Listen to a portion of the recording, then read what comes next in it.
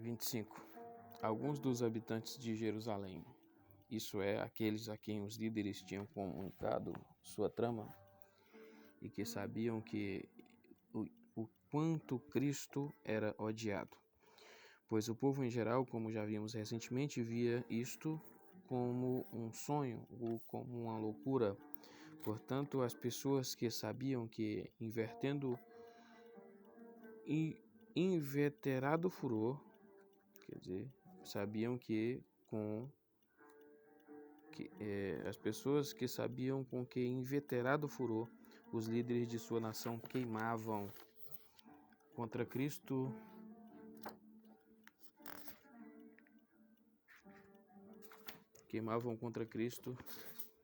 tinham alguma razão para espanto, porque enquanto Cristo está no templo, não só dialoga publicamente, mas também prega livremente sem qualquer intervenção dos líderes. Eles, porém, erram a esse respeito a saber que em um milagre totalmente divino não conseguem vê-lo como oriundo da providência divina. Assim, os homens carnais sempre se deparam com alguma obra inusitada de Deus, realmente espantam, porém sem levar em conta que o poder de Deus jamais tem acesso em sua mente. Nosso dever, porém, é examinar mais sabiamente as obras de Deus, especialmente quando os perversos, com todos seus engenhos, não conseguem impedir o avanço do Evangelho. Como gostariam, devemos persuadir-nos plenamente que seus esforços se tornaram infrutíferos por Deus, se interpondo por sua palavra os derrotou. 27. Nós, porém, sabemos de onde este homem é. Aqui vemos não só quão profunda é a cegueira dos homens quando passam a julgar as coisas de Deus. Este vício, porém, é quase natural aos que são engenhosos, maquinando o que poderia impedi-los de chegar ao conhecimento da verdade. Aliás, frequentemente faz parte da astúcia de Satanás o surgimento e escândalos, os quais levam a muitos a virar as costas para Cristo. Mas ainda que a estrada fosse plana e lisa, cada pessoa inventaria um escândalo para si. Enquanto os líderes se opunham a Cristo,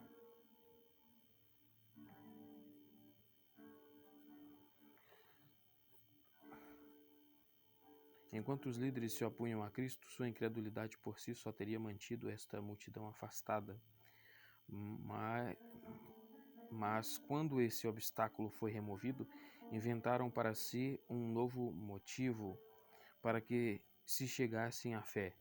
E ainda quando fosse oportuno que se deixassem influenciar pelo exemplo de seus líderes, se encontram tão longe de seguir o que é correto que voluntariamente tropeçam no primeiro degrau.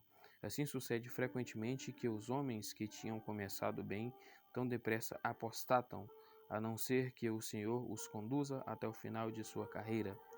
Mas quando Cristo vier, o argumento pelo qual obstruem seu próprio progresso é este: os profetas testificam que a origem de Cristo seria desconhecida. Ora, nós sabemos de onde este homem é e por isso não podemos considerá-lo como sendo o Cristo.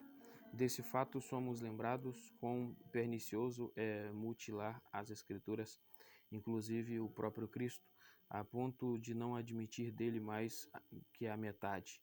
Deus prometeu que o Redentor procederia da semente de Davi, mas ele frequentemente reivindica esse ofício como sendo peculiar a ele. Portanto, ele teria de ser manifestado na carne para que pudesse ser o Redentor de sua igreja.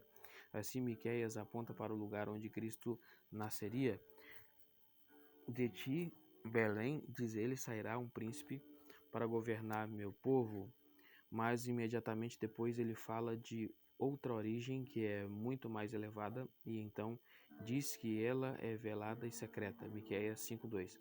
Não obstante, esses homens miseráveis, por não perceberem em Cristo senão o que é digno de desprezo, chegam à absurda conclusão de que ele não é a pessoa que fora prometida. Sobre a humilde condição de Cristo na carne, aprendemos, pois, a discernir de tal maneira que esse estado de humilhação, que é desprezado pelos homens perversos, pode levar-nos à sua glória celestial. Assim, Belém, onde o homem nasceria, nos será a porta pela qual podemos ter acesso à presença do Deus eterno. 28. Jesus, pois, exclamou no templo. Ele o censura amargamente por sua temeridade, porque arrogantemente se vangloriavam em sua falsa opinião, e assim se excluíam do conhecimento da verdade, como se ele dissesse: Vós conheceis todas as coisas e, no entanto, nada sabeis.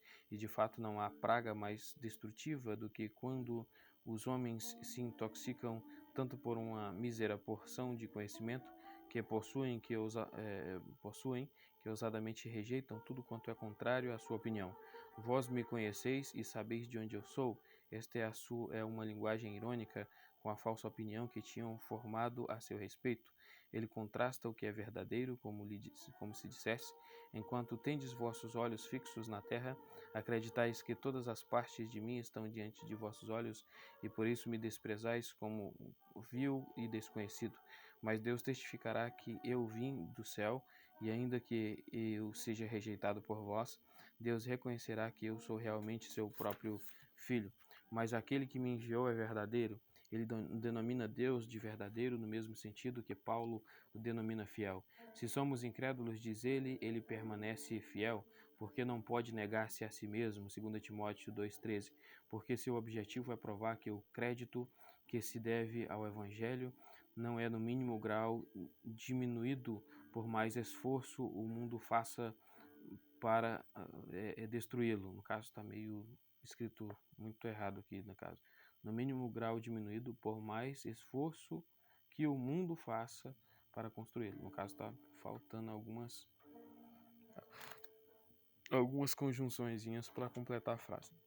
Que embora os homens perversos tenham a arrebatar de Cristo que lhe pertence, não obstante, ele permanece intocado, porque a verdade de Deus é firme e sempre inviolável. Cristo percebe que é desprezado, porém longe está de ceder.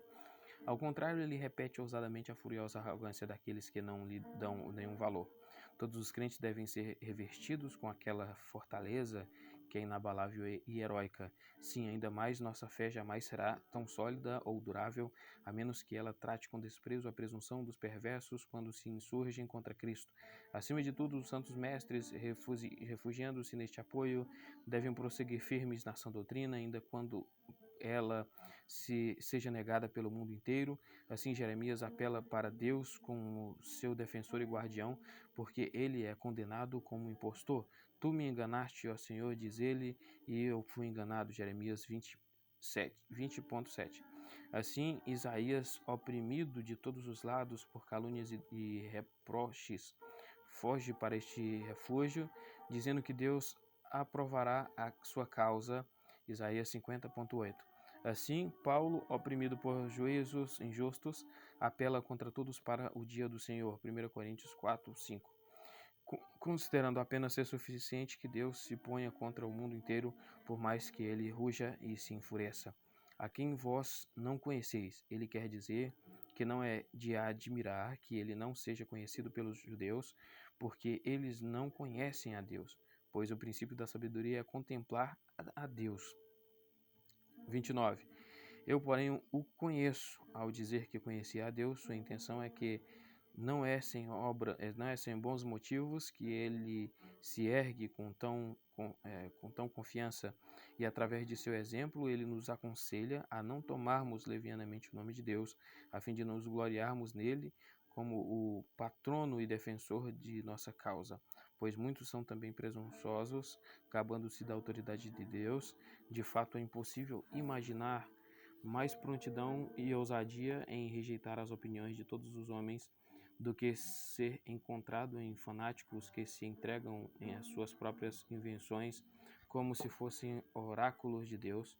Somos, porém, instruídos por estas palavras do nosso Senhor Jesus Cristo, ou seja, que devemos precavermos especialmente da confiança orgulhosa e insensata, e que, quando tivermos nos certificado plenamente da verdade de Deus, devemos ousadamente resistir aos homens E aquele que está plenamente ciente de que Deus está de seu lado não tem razão para temer a acusação de ser insolente, pisando sob a planta de seus pés toda a arrogância do mundo. Porque eu sou dele e ele me enviou. A quem distingue essas duas sentenças? Atribuem à primeira sentença, eu sou dele, a essência divina de Cristo, e à última sentença, e ele me enviou, ao ofício que lhe foi imposto pelo Pai, no interesse da realização de tomar sobre si a carne e a natureza humana, ainda que não me aventure a rejeitar este ponto de vista, todavia não sei se Cristo pretendia falar tão obscuramente. Prontamente reconheço que a ausência de Cristo do céu pode ser inferida dela, porém não seria uma prova suficientemente forte de sua deidade eterna contra os arianos. 30. Por isso eles procuravam apoderar-se dele. Falta de vontade não lhes faltava de fazer-lhe o mal, tentativa também não faltou, e tinham poder para isso, pois no meio de tanto trabalho sentem-se entorpecidos, como se tivessem suas mãos e pés atados. O evangelista responde, porque a hora de Cristo não havia ainda chegado. Com isso, ele quer dizer que contra toda a sua violência e ataques furiosos, Cristo era guardado pela proteção de Deus.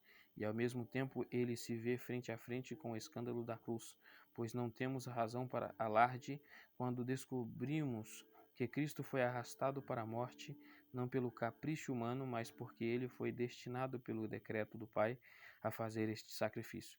E disso devemos inferir uma doutrina geral, pois ainda que vivamos dia após dia, todavia ao tempo da morte, cada pessoa já foi fixado por Deus.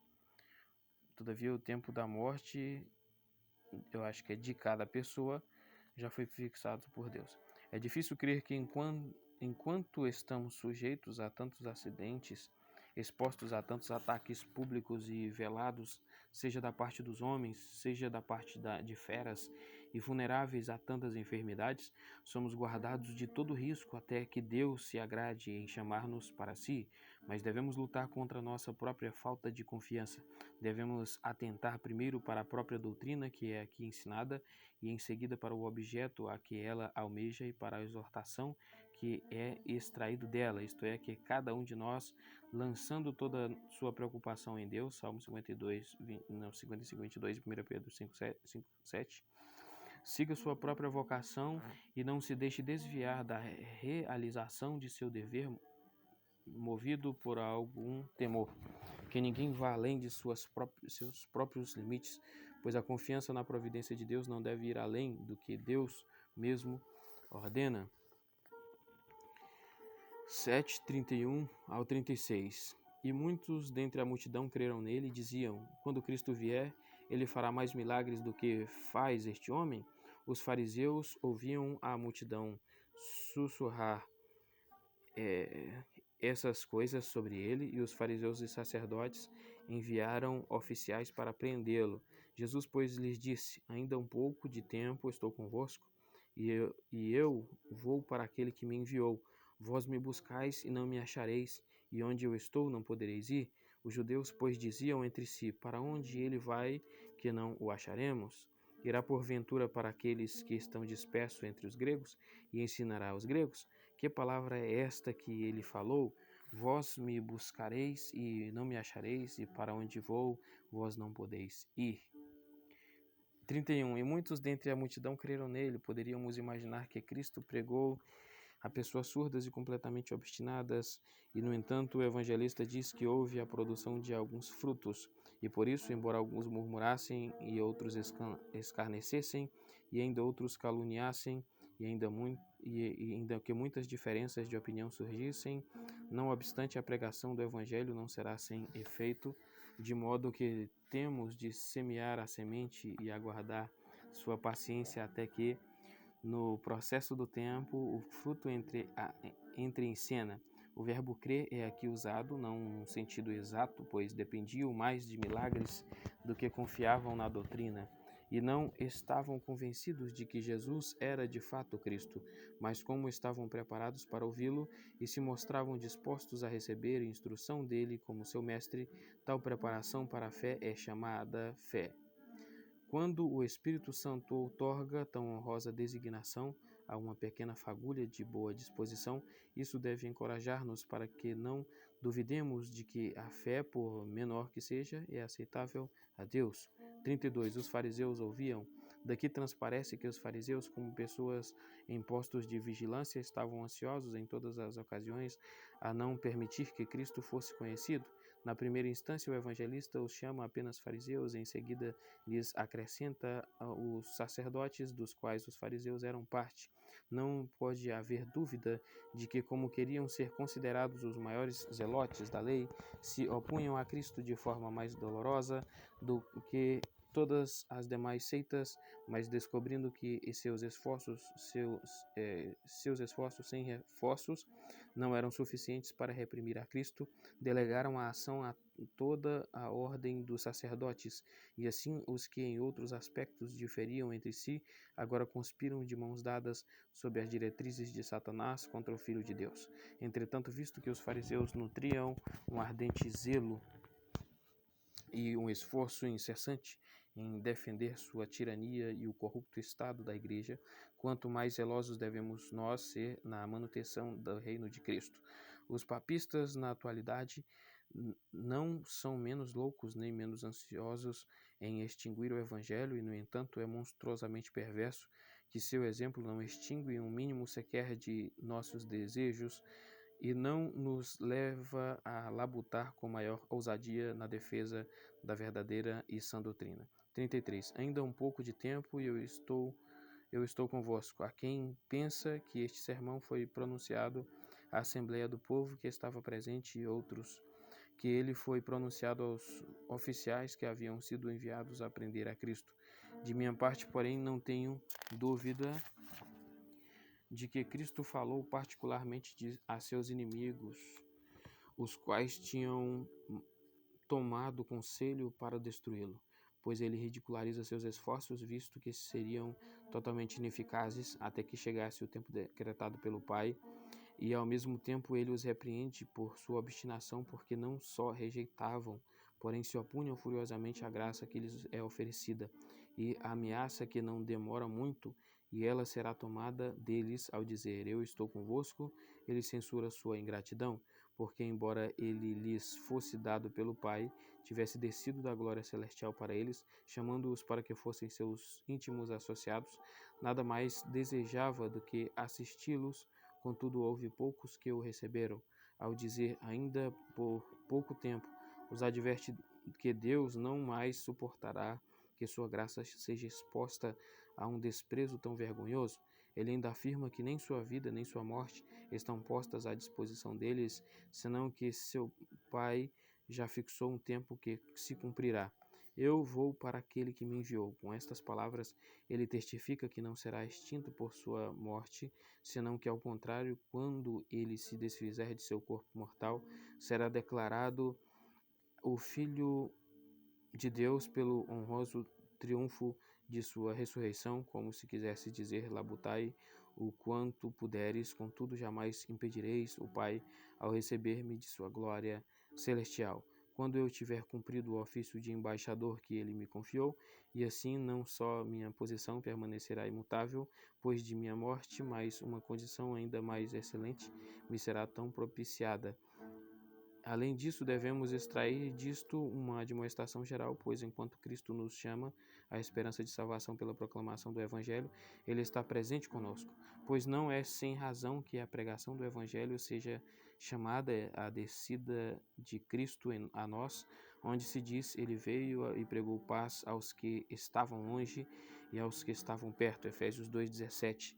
Se aceitarmos a mão que nos estende, Ele nos levará ao Pai. Enquanto peregrinarmos por este mundo, ele não só demonstrará estar perto de nós, mas habitará incessantemente em nós. E se desconsiderarmos sua presença, ele nada perderá, senão que afastar-se de nós nos deixará totalmente alienados, tanto de Deus quanto da vida. 34. Vós me buscareis.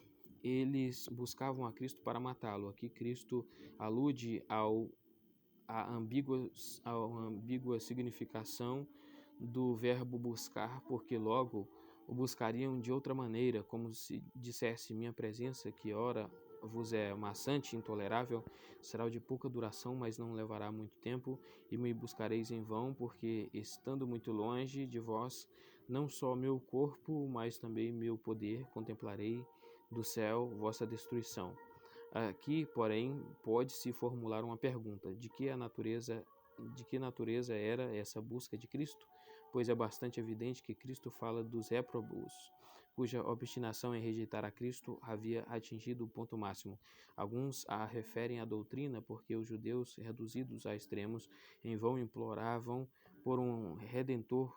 De minha parte, porém, a explico como denotando meramente os gemidos de angústia exprimidos pelos ímpios, quando compelidos por necessidade de alguma maneira olharão para Deus, e não me achareis. Quando o buscam, não o acham, pois a incredulidade e a obstinação, fechando, por assim dizer, seus corações, os impedem de aproximar-se de Deus. Aliás, desejariam que Deus os ajudasse e fosse seu redentor, mas por sua impenitência e dureza de coração, obstruíram sua vereda. Temos um exemplo mais notável em Esaú, em virtude de haver perdido sua primogenitura, não só é consumido pela tristeza, mas geme e range seus dentes e se prorrompe em furiosa indignação. Gênesis 27, 38, Hebreus 17, 12, 17. Não obstante, o caminho certo de buscar a bênção se achava longe dele. Quanto mais o buscava, mais indigno se tornava dele. É dessa maneira que Deus geralmente pune o desprezo de sua graça por parte dos réprobos, de modo que, quer afligido por castigos severos ou oprimidos pela convicção de sua miséria, ou ainda reduzidos a extremos, se queixam e clamam e uivam, porque sem colher qualquer benefício, porque sendo sempre amantes de si mesmos, nutrem em seus corações a mesma crueldade que anteriormente exibiam, e não vão a Deus, ao contrário, desejam que ele fosse mudado, já que não podem destruí-lo. Aprendemos deste fato que devemos receber Cristo sem delonga, enquanto ele ainda está conosco, para que não suceda de a oportunidade de desfrutá-lo se afaste de nós, porque se acontecer de a porta ser fechada, nos será inútil tentar abri-la. Buscai o Senhor, diz Isaías, enquanto puder ser achado, invocai-o enquanto estiver perto, Isaías 55, 6.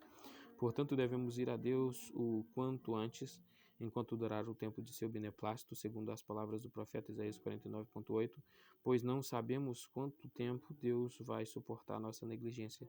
Em outros termos, onde eu estou, vós não podeis ir. Ele emprega o tempo presente em vez do futuro, onde eu estarei, vós não podeis ir. 35. Para onde ele vai? Isto foi adicionado pelo evangelista com o expresso propósito de mostrar quão profunda era a estupidez do povo, e assim não só os homens perversos são surdos para ouvir a instrução divina, mas ainda permitem que as terríveis ameaças sejam tratadas com desdém, como se estivessem ouvindo uma fábula.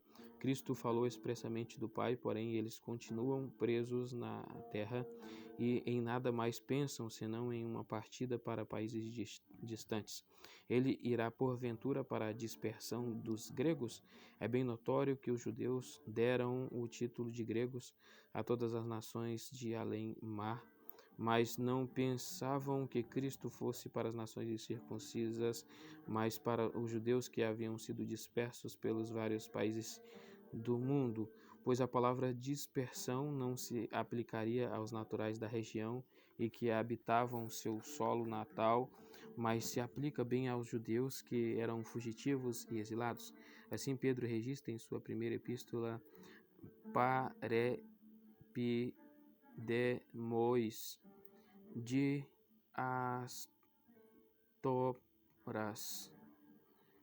aos forasteiros da dispersão, isto é, aos forasteiros que estavam dispersos pelo ponto Galácia, Capadócia, Ásia e Bitínia, 1 Pedro 1, e Tiago saúda as 12 tribos em Tó de Astopa, na dispersão, isto é, dispersos em rincões distantes, Tiago 1.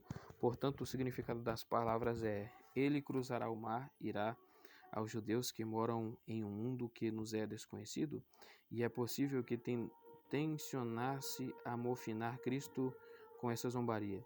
Se este é o Messias, fixará ele a sede de seu reinado na Grécia. Se Deus lhe designou a terra de Canaã como sua própria habitação, mas seja o que for, percebemos que a severa ameaça que Cristo pronunciou de forma alguma os afetou. 7, do 37 ao 39. Ora, no último dia, que era o maior dia da festa, Jesus se pôs em pé e clamou, dizendo: Se alguém tem sede, venha a mim e beba. Aquele que crê em mim, como diz a Escritura, de seu interior fluirão rios de água viva. Mas isto disse ele do Espírito que haviam de receber os que nele crescem, porque o Espírito Santo ainda não fora dado, porque Jesus não havia sido ainda glorificado. 37. No último dia. O primeiro elemento que devemos observar aqui é que nenhuma trama ou intriga por parte dos inimigos havia amedrontado a Cristo ao ponto de levá-lo a desistir de seu dever. Mas, ao contrário disso, sua coragem despertou-se frente aos perigos, de modo a perseverar com maior determinação. Isso é provado pela circunstância do tempo, com a multidão aglomerada e a liberdade que ele teve de exclamar. Embora saibamos que mãos se estendiam de todos os lados para agarrá-lo, pois é provável que os oficiais estivessem naquele tempo prontos a executar seu compromisso. Em seguida, devemos observar que nada mais além da proteção de Deus qual ele se entregou, o capacitava a permanecer firme contra esforços tão violentos daqueles que tinham tudo em seu poder. Pois que outra razão se poderia determinar pela qual Cristo pregasse no dia mais público da festa, no meio do templo, sobre o qual seus inimigos exerciam um tranquilo reinado, e depois de prepararem um bando de oficiais, senão porque Deus restringia seu furor? Não obstante, é-nos muitíssimo proveitoso que o evangelista introduza Cristo, exclamando em voz alta: Todo aquele que tiver sede, venha a mim. Pois disto inferimos que o convite não era dirigido a apenas uma ou duas pessoas, ou em um suave e manso sussurro, senão que esta doutrina é proclamada a todos, de tal maneira que ninguém poderia ignorá-la, senão que todos quantos espontaneamente fechassem seus ouvidos não receberiam este clamor audível e distinto. Se alguém tem sede, com esta sentença ele exorta a todos a participarem de suas bênçãos, desde que, partindo da convicção de sua própria pobreza, desejassem obter assistência, pois é verdade que todos nós somos pobres e destituídos de toda bênção, porém longe de ser verdade que todos se despertem pela convicção de sua pobreza e busquem alívio. Daí ocorre que muitas pessoas não arredam um pé, senão que miseravelmente se intimidam e decaem, e há ainda muitos que não se deixam afligir pela percepção de seu vazio, até que o Espírito de Deus, com seu próprio fogo, lance fome e sede em seus corações. Portanto, pertence ao Espírito despertar em nós fome por sua graça. Quanto à presente passagem, devemos observar primeiramente que ninguém é chamado a tomar posse das riquezas do Espírito, senão aqueles que andem de anseio por elas, pois sabemos que o anseio da sede é muito agudo e torturante, de modo que as pessoas mais fortes e as que não podem suportar qualquer quantidade de dificuldade são desabilitados pela sede. E, no entanto, ele convida os sedentos em vez de os famintos, para que sigam a metáfora que ele em seguida emprega no substantivo água e no verbo beber, para que todas as partes do discurso se harmonizem entre si. E não tenho dúvida de que ele alude àquela passagem de Isaías: Todos vós que tendes sede, vinde às águas, Isaías 55.1. Porque o que o profeta ali atribui a Deus teria sido finalmente cumprido em Cristo, como também aquilo que a bem-aventurada Virgem cantou: Aqueles que são ricos e satisfeitos ele despediu vazios, Lucas 1:53. Ele, pois, nos concita a ir diretamente a ele, como se quisesse dizer que é somente ele quem pode saciar plenamente a sede de todos, e que todos quantos buscam, ainda que seja o menor alívio de sua sede, em qualquer outra parte estão equivocados e labutam inutilmente. E beba. Uma promessa é adicionada à exortação, pois ainda que a expressão e beba comunique uma exortação, no entanto, ela contém em si uma promessa, porque Cristo testifica que ele não é uma cisterna seca e rota, mas uma fonte inexaurível, a qual ampla e abundante sobre todos os que vão beber. Deste fato segue-se que, se lhe pedirmos o de que carecemos, nosso desejo não será frustrado. 38. Aquele que crê em mim, ele agora realça a maneira de vir, ou seja, que devemos aproximar-nos não com os pés, mas pela fé, ou melhor, vir nada mais é que crer, pelo menos se o leitor definir com exatidão o verbo crer, como já dissemos que cremos em Cristo quando o abraçamos como ele nos é apresentado no Evangelho, cheio de poder, sabedoria, justiça, pureza, vida e todos os dons do Espírito Santo. Além disso, ele agora confirma mais clara e plenamente a promessa que acabamos de mencionar, pois ele mostra que possui uma rica abundância para satisfazer-nos à saciedade. De seu interior fluirão rios de água viva. Sem dúvida, a metáfora parece algo um tanto abrupto ao dizer ele que rios de água viva fluiriam do interior dos crentes, mas não pode haver dúvida quanto ao significado, a saber que os que creem não terão falta de bênçãos espirituais. Ele denomina de água viva a fonte que jamais seca nem cessa de fluir continuamente. Quanto ao termo rios, no plural, interpreto como que denotando as graças diversificadas do Espírito, as quais são indivisíveis à vida espiritual da alma. Em suma, a perpetuidade, bem como a abundância dos dons do Espírito Santo, nos é aqui prometida. Alguns entendem a expressão que águas fluirão do interior dos crentes, neste sentido, aquele a quem o Espírito foi otorgado forma um componente da emanação de seus irmãos, visto que deve haver mútua comunicação entre nós. Mas considero que aqui temos um significado simples, a saber que todos quantos creem em Cristo terão uma fonte de vida fluindo, por assim dizer, de seu interior, como Cristo dissera previamente. Aquele que beber desta água jamais terá sede, João 4,14. Pois enquanto a bebida comum só mata a sede por breve momento, Cristo diz que pela fé atraímos o Espírito para que ele se torne uma fonte de água fluindo para a vida eterna. Contudo, ele não diz que no primeiro dia os crentes já se acham tão plenamente satisfeitos com Cristo que não mais sentem nem fome nem sede, mas ao contrário, o desfruto de Cristo faz nascer um novo desejo dele. Mas o significado consiste em que o Espírito Santo é como uma fonte viva que flui continuamente nos frentes, como Paulo também declara que ele é vida em nós. Romanos 8:10. Embora o corpo esteja morto por causa